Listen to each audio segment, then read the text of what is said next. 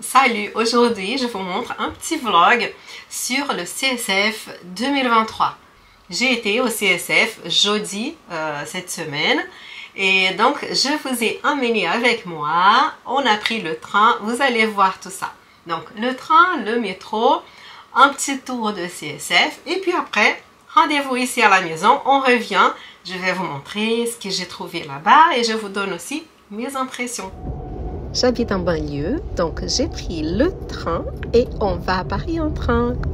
Le CSF, c'est le salon création et savoir-faire. Il se tient à Paris une fois par an, en automne. Et j'aime bien y aller. C'est un salon de loisirs créatifs. Donc, il n'y a pas que tricot, crochet. Il y a aussi couture, broderie, dessin, aquarelle, scrapbooking et plein d'autres choses. Donc il y a un public un petit peu plus varié et il est souvent plus calme que les aiguilles en fait. On va voir cette année, en 2023, si c'est toujours le cas ou pas. Madame, monsieur, bonjour. Le prochain train à destination de Hermann, 9h18.14.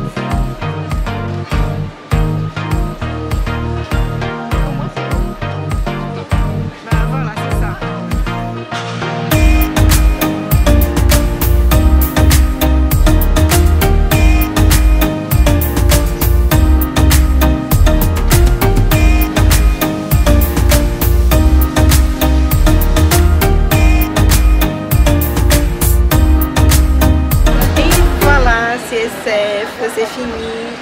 Ça a été très difficile de filmer à l'intérieur parce qu'il y a tellement de monde et je ne veux pas être inconvéniente, filmer les gens malgré à leur insu.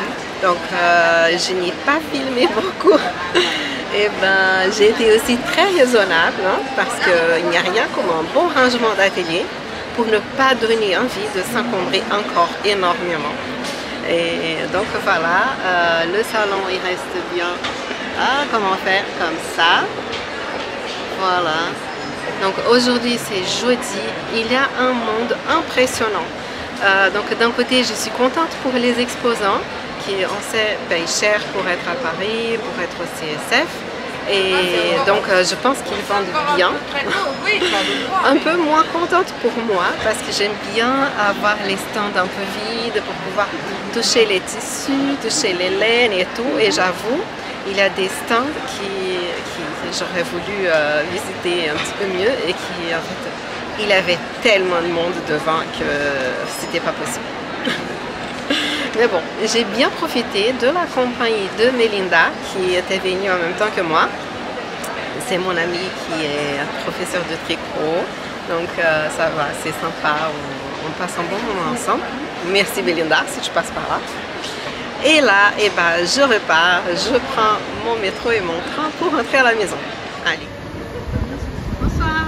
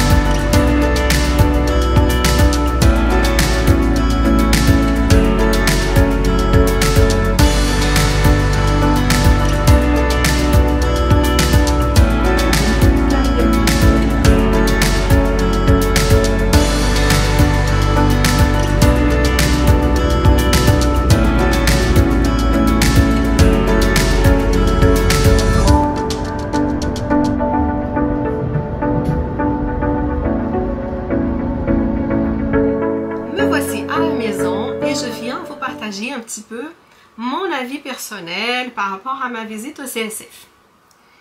Les autres années, j'ai préféré aller au CSF par rapport aux Aiguilles en Fête, tous les deux salons se réalisant à Paris et à la porte de Versailles. Et souvent, je préférais le CSF parce que c'était plus calme que les Aiguilles en Fête. Et mais cette fois-ci... Je peux dire, on est arrivé le matin, donc on est arrivé un petit peu avant 10 h, il y avait déjà une longue queue pour entrer, ce qui montrait déjà qu'il y avait plus de public. Et en arrivant à l'intérieur, encore 10 h, 10 h et quelques, c'était plutôt calme. Voilà, dans la vidéo vous avez vu par exemple, j'ai filmé le stand de Cousette, et un autre juste après, j'ai oublié le nom.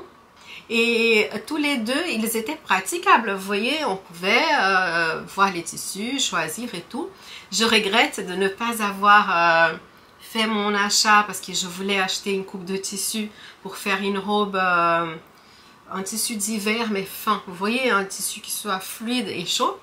Et je me disais que ce genre de stand pourrait avoir ces tissus-là. Et bien plus tard, on va dire à quelle heure, à partir de avant l'heure du déjeuner, avant midi, c'était déjà plein. On avait du mal à circuler, tout le monde porte son petit sac à dos évidemment parce qu'on veut mettre nos courses dedans, c'est normal. Et donc c'est un peu difficile hein, pour circuler. Et du coup, le problème, c'est que certains stands étant très recherchés, on n'arrive pas vraiment à aller choisir ce qu'on veut acheter avec tranquillité. Voilà, donc je ne suis pas sortie les mains vides, mais j'ai un petit peu changé ce qui était dans ma liste de choses à faire en fonction aussi de ce que j'arrivais à faire. Alors, je vais vous montrer. La première chose que j'ai acheté, j'étais avec mon amie Melinda et elle a flashé sur un stand. C'était un stand dirigé vers le patchwork. Et ils avaient, ça, ce n'est pas un fond de sac, mais plutôt un côté de sac. Vous voyez? Donc, on a un côté ici et l'autre côté. Et donc, on peut construire son sac ici autour. Ça vient avec 2 boutons. Et l'étiquette sur le dos montre Inma Patchwork. Donc, Inma, I-N-M-A, Patchwork. Et donc, les 2 côtés de sac avec 2 boutons, ça m'a coûté 10 €.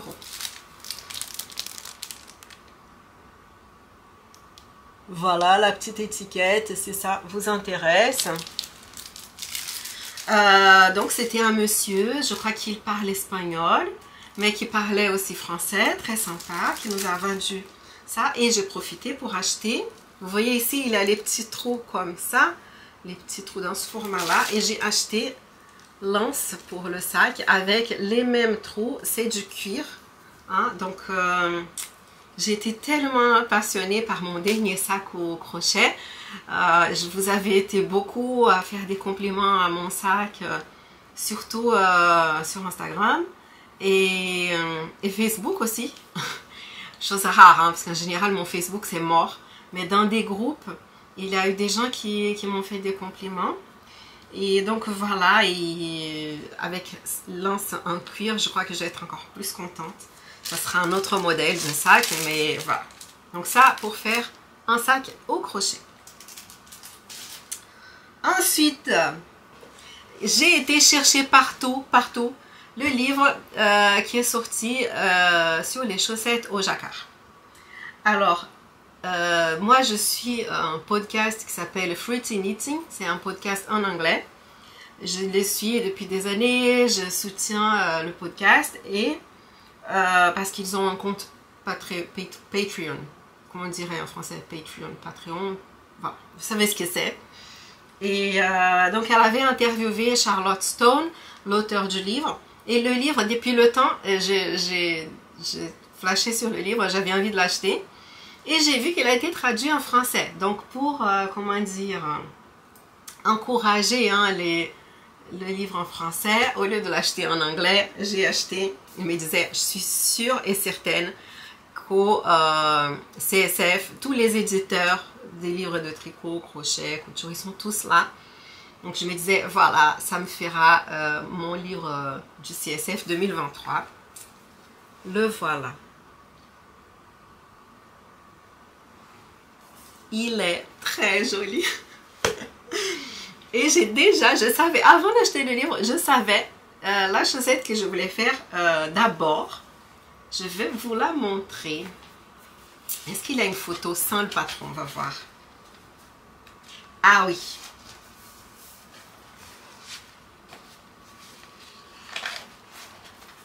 Regardez la photo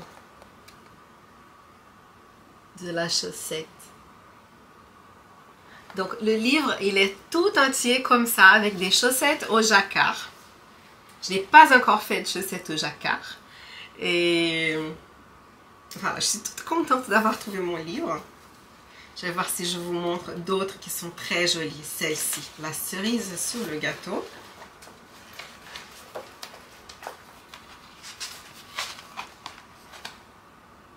Vous voyez? Il y a d'autres qui ont été, parce que bien sûr j'ai montré le livre à toute la famille. Hein. Ah là là. Ah bah, en fait, elles sont toutes belles. Chaque personne de la famille a aimé une paire différente. Les chaussures du chien. Oh là là. Pour tous ceux qui sont fans de chiens. Moi, j'aime bien les chiens, mais je n'en ai plus.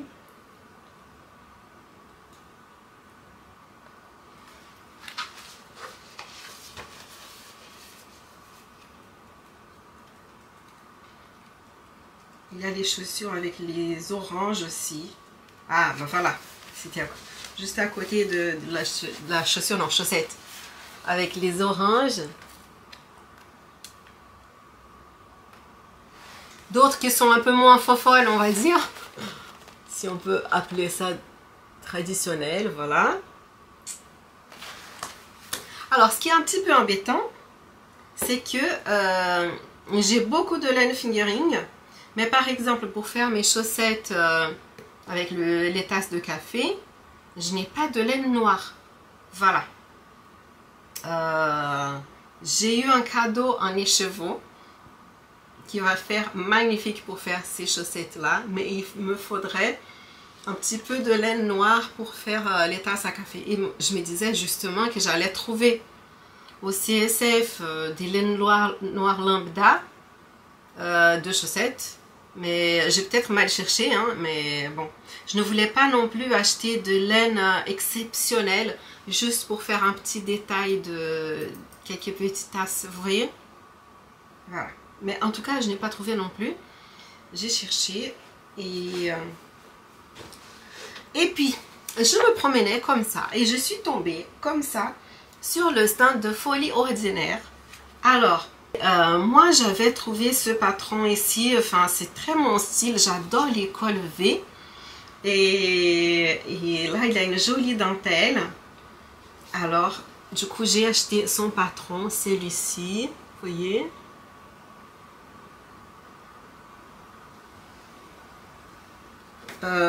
C'est Moloch. Est-ce qu'on prononce Moloch, Moloch, je ne sais pas. En tout cas, je le trouve très joli.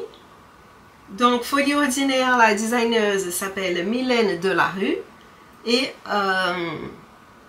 donc, pour faire ce cardigan, eh ben, elle nous recommande soit de prendre un fil fingering avec un fil de mohair ensemble. Ou sinon, on peut utiliser de la laine DK. Dans mon cas, eh ben, j'ai été très attirée évidemment par la couleur parce que vous me connaissez. Mais si vous vous souvenez, dans un podcast, j'ai montré que j'avais acheté de la laine dans cette couleur exactement. Et une laine qui ressemble énormément au résultat qu'elle obtient en mélangeant les deux. C'était pour faire un pull au crochet. Et il faut dire qu'en ce moment, j'ai commencé un crochet avec une couleur un peu entre le rouge et l'orange. Bientôt, je vais aussi commencer un projet au tricot. C'est un cardigan Traveler's End de Stolen Stitches. Vous vous souvenez, si vous avez regardé mon vlog en Irlande, c'est peut-être le... Je sais plus si c'est dans le premier ou le deuxième. Faut regarder. Donc la laine rouge, vous voyez. Et je suis très attirée par le rouge, j'adore, en plus en hiver, je trouve que c'est gai. Mais du coup, je me disais, non, cette fois-ci, je vais partir vers une autre couleur et quelque chose de très très neutre. Ce qui ne me ressemble pas forcément, bon, à part les beiges. Mais du coup, j'ai réfléchi aux laines que j'ai à la maison. Donc, laine fingering, pour ce que je voulais faire, je n'en ai pas parce que mes laines fingering en général, j'achète 2 écheveaux d'une couleur et un troisième d'une autre pour faire, par exemple, un châle avec quelques détails et tout. J'aime bien ça. Et la laine où j'avais 3 écheveaux identiques, c'est une laine de teinturière et je me disais que faire cette laine avec la dentelle ici, contrairement à beaucoup d'entre vous qui aiment utiliser des laines comme ça, speckles ou avec des variations de couleurs et vous aimez faire ça en dentelle, moi perso, je préfère non. Donc laine unie comme ça, et ben, je n'en avais pas. Et je ne voulais pas me ruiner parce que j'ai quand même des très très belles laines qui ont coûté cher à la maison. Donc je voulais une alternative avec un prix moyen, vous voyez. Du coup je profitais, j'ai profité que j'étais là et qu'il y avait le stand de fil d'art avec des laines quand même qui sont fabriquées en Europe, donc elles sont fabriquées en Italie maintenant, les laines fil d'art, je crois que presque toutes, hein. Et du coup, regardez, vous allez dire, non mais vraiment elle change, qu'est-ce qui se passe, elle commence à acheter du gris maintenant. Alors, voilà, donc j'ai acheté la bonne quantité du coup de laine fingering, parce que mon problème c'est souvent que j'achète les laines sans avoir un projet spécifique et après je me retrouve soit avec de restes, soit bloquée parce que je ne peux pas faire mes projets. Donc là j'ai acheté la bonne quantité de cette laine fingering qui s'appelle Fil Baby Socks. Ok, donc c'est du mérinos avec du nylon, puisque c'est une laine à chaussettes. Et le mohair, du coup, j'ai trouvé celui-ci. On ne voit pas bien, en fait, parce que je suis dans un atelier. Voilà, là, il y a un petit peu plus de lumière. Vous pouvez peut-être voir mieux. Je suis dans un atelier exposé nord. Et la luminosité ici, si je n'avais pas un éclairage, hein, je ne sais pas comment... je ne pourrais pas filmer, la caméra n'arriverait jamais à me voir. Tellement il fait sombre. Mais là, oui, je crois que ça... Voilà, c'est à peu près correct. Oui. Voilà, donc j'ai acheté de quoi me faire ce cardigan ici. Et j'ai profité. J'ai vu pour mes chaussettes en jacquard. Regardez bien les cœurs. Tada. Regardez bien cette couleur-là. Donc avec cette couleur, j'ai du rose un peu comme ça ici dans mon stock. Et puis au lieu d'acheter du rouge, j'ai acheté ce rose un peu corail. Voilà. Comme ça, je vais pouvoir faire ces chaussettes aussi. Voilà. Après avoir fait probablement hein, mes chaussettes avec la tasse de café que je veux tellement faire. Maintenant, quel est mon ressenti, en fait, mon bilan par rapport à cette visite? Attention, je ne fais pas un bilan du salon, d'accord? Je ne juge pas le salon. D'ailleurs, le salon, l'organisation, je n'ai rien à dire. Voilà, je trouve que on était bien accueillis. Les installations étaient bonnes. Il y avait assez d'espace, même si beaucoup de monde. Hein. Mais voilà, donc je ne juge pas le travail du salon ni des exposants qui, à mon avis, voilà, faisaient bien leur travail. Mais je vous donne mon ressenti, ok? C'est purement subjectif. Alors, j'ai trouvé que, pour moi, ce que j'aurais voulu et qu'il n'y avait pas, c'est une mercerie. Souvent, aux aiguilles en fait au moins, aux aiguilles en fait, oui. La dernière fois, il y avait l'île Louiseau. Et moi, j'étais partie un petit peu pour chercher des accessoires, tricot et crochet. Et l'île Louiseau a toujours des choses sympas, mignonnettes et tout. Donc, je trouvais qu'il manquait une mercerie et pas uniquement avec de la laine, mais des accessoires, tricot et crochet. Voilà. Donc, ça, c'est une chose. Autre chose. Quoi d'autre? Côté laine, j'ai entendu certaines personnes qui disaient qu'il n'y en avait pas assez.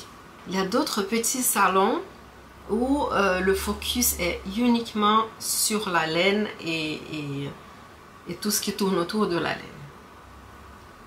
Alors, j'ai vu, comme teinturière, j'ai vu, il y avait Wouliette, il y avait Eline Hélène, il y avait Maison Septembre, il y avait les teinturières. Hein. Je crois que j'oublie, je suis en train d'oublier quelqu'un. Il y avait Jans by Simone.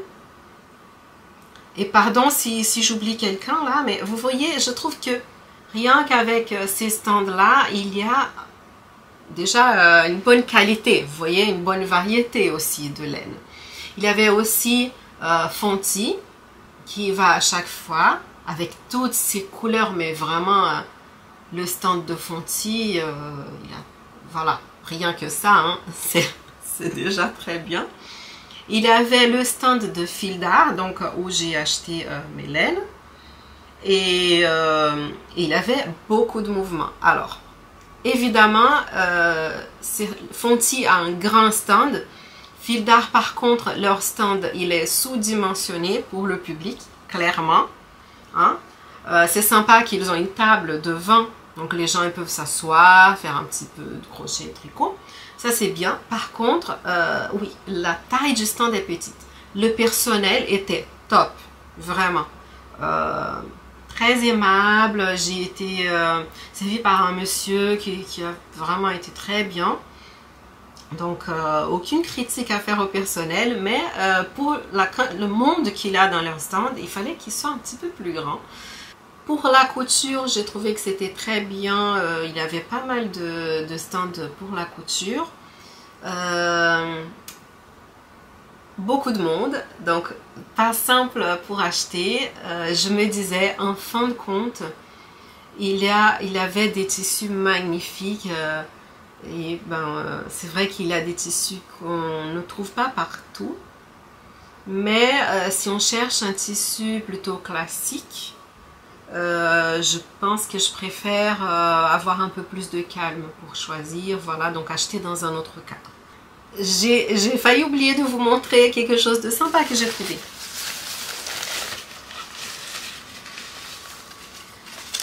Alors, comme je suis partie, mais vraiment de folie, dans cette envie de faire des chaussettes, j'ai trouvé ces petites aiguilles très mignonnes aussi dans le stand fil d'art.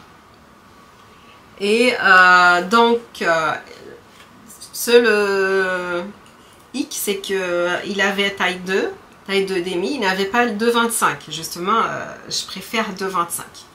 Mais bon, pourquoi est-ce que j'ai acheté ces petites aiguilles? Parce que moi et les petites aiguilles circulaires, ça ne me réussit pas. Surtout parce que je manque d'appui dans la main droite. Alors, ces aiguilles, du coup, ce qu'il y a, c'est qu'elles ont un côté plus long et un côté plus court. Est-ce que vous voyez? Là. Donc, ce côté-là, il est plus long. Et du coup, ça va me donner... ce que je vais faire, c'est que déjà, j'ai teigné comme ça. Hein. Donc, ici, j'ai assez d'espace pour tenir l'aiguille. Et l'autre côté, du coup, ça serait pour la main gauche. Voilà. Et comme ça me permettrait d'avoir des chaussettes, comme beaucoup de gens appellent des chaussettes à la vanille, donc des chaussettes toutes bêtes avec une paire d'aiguilles, et de pouvoir faire mes chaussettes jacquard avec ces aiguilles-là. Je vais voir, voilà, je vais voir, mais l'idée c'est que je pourrais utiliser les 2,5 pour travailler quand il n'y a pas de jacquard, et prendre les... Non, c'est le contraire. Oui, les aiguilles de millimètres pour quand j'ai fait la partie sans jacquard, et d'utiliser 2,5 pour les parties où il y a le jacquard. Voilà, pour ne pas dire que je n'ai rien trouvé en termes de mercerie. Voilà. Il y a beaucoup de choses sympas qui étaient dans le salon et que je n'ai pas filmé. Et par exemple, le stand de Lulu Compotine. C'était très joli. Donc, vous avez vu dans la vidéo un stand de crochet, je crois que c'était un abbé qui fait des patrons. Elle a un univers, si je ne me trompe pas, très orienté bébé, univers de bébé.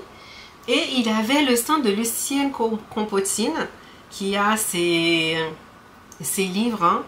Et c'était adorable. Donc, elle vendait des kits. Voilà, ce qui je n'ai pas acheté parce que bon, j'ai déjà son livre et tout. J'ai voulu acheter des fils. Vous voyez les fils couleur de peau, couleur de cheveux, comme ça j'avais les poupées qui étaient là devant mes yeux. Je pourrais acheter la bonne couleur pour faire les poupées et tout. Mais en fait, les fils n'étaient pas à vendre, c'était la déco du stand. Un peu trop la honte. Et voilà, mais je n'ai pas acheté de kit parce que j'ai déjà ces modèles qui sont adorables. Et bon. Sinon, la petite anecdote. Ah, je sais pas dire ce mot. Anecdote, c'est ça? Oui, ça doit être ça. Alors, quand j'allais au CSF, j'ai pris mon train, vous avez vu, je suis descendue à Saint-Lazare.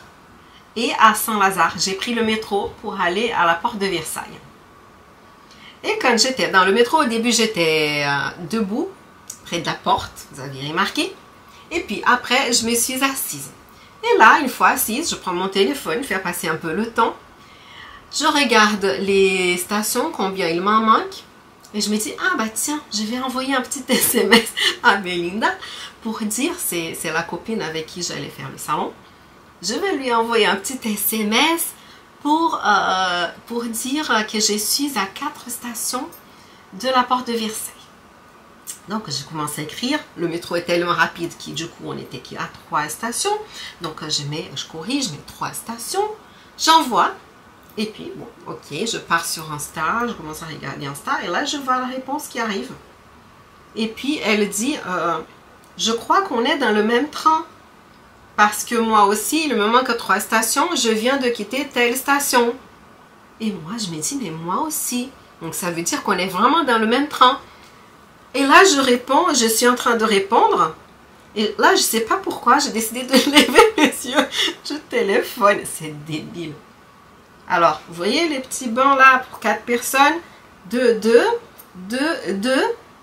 Voilà, moi j'étais dans les... Il y a 2 ici, vous voyez, j'étais là. Je lève ma tête comme ça. Elle était là. Vous voyez? 1, 2, 3, 4. 1, 2, 3, 4. On était comme ça. Juste le couloir entre nous. On était comme ça et je ne l'ai pas vu. Je m'étais assise. Et je ne l'ai pas vu. Alors là, j'ai tellement rigolé. J'ai dit non mais celle-là, vraiment ça, je ne vais jamais oublier quoi. Faut être un petit peu tête en l'air. Hein? Elle ne m'avait pas vu non plus. Alors je ne suis pas la seule fautive. Ah là là. Mais ça questionne aussi notre mode de vie. Hein, parce que si on n'avait pas les téléphones, eh ben on regarderait un peu plus autour de nous. Mais voilà. En tout cas, ça a été bien. J'aime toujours bien quand je fais mes petites balades, que je prends le temps de prendre le train pour aller me promener à Paris. Au retour, par exemple, j'ai pris du coup le métro jusqu'à Saint-Lazare. J'arrive à Saint-Lazare et le train pour rentrer chez moi, il n'y avait pas de train avant longtemps. Donc, ça me ferait super longtemps à attendre. En plus, je serais en retard pour récupérer mon enfant à l'école. Et du coup, j'étais là. Oh, petit moment de solitude, là. J'étais, oh, qu'est-ce que je fais? Je suis à Saint-Lazare. Du coup, pour que je prenne le RER, c'est pas ici, à la gare Saint-Lazare. Comment je vais faire? Donc, j'étais un peu déconcertée. Et là, eh ben, écoute, tout simplement, je sors de Saint-Lazare. J'ai marché... je sais pas, entre 5 et 10 minutes. Et j'étais à Aubert. Donc là, j'étais dans les grands boulevards. Vous voyez les grands magasins. Et je me dis, franchement, se perdre comme ça, c'est sympa. Hein? Si je pouvais toujours me perdre dans des endroits aussi intéressants. Donc, je suis allée à pied. J'arrive, je vois le printemps. C'est toujours beau hein, quand on arrive. Je trouve ça très joli le printemps. Et en plus, j'ai pu voir une de leurs vitrines avant de descendre pour prendre mon RER. Il y avait des jolis oiseaux. Et c'était sympa. Grosso modo, le CSF, mon expérience, c'est que le salon, oui, il est sympa. Mais il y avait beaucoup plus de monde que les fois d'avant. Ce qui veut dire que pour l'économie, on peut dire qu'il y a peut-être un réchauffement de l'économie malgré l'inflation. Voilà, c'est quand même étonnant. Peut-être que justement, parce qu'on est en train de vivre une inflation embêtante, une crise mondiale, il y a plusieurs choses qui nous inquiètent, qui nous angoissent. C'est peut-être ça qui justement pousse les gens à chercher des loisirs créatifs. Voilà, pour se changer les idées, pour faire quelque chose de beau et oublier tout ce qui est moche dans le monde en ce moment. Voilà, voilà. Je vous fais un grand bisou. Si vous avez aimé mon vlog, laissez-moi un petit like. Et si vous avez encore vraiment aimé, vous pouvez aller voir d'autres vidéos, d'autres vlogs et tout dans ma chaîne. Si vous arrivez ici pour la première fois. À très bientôt.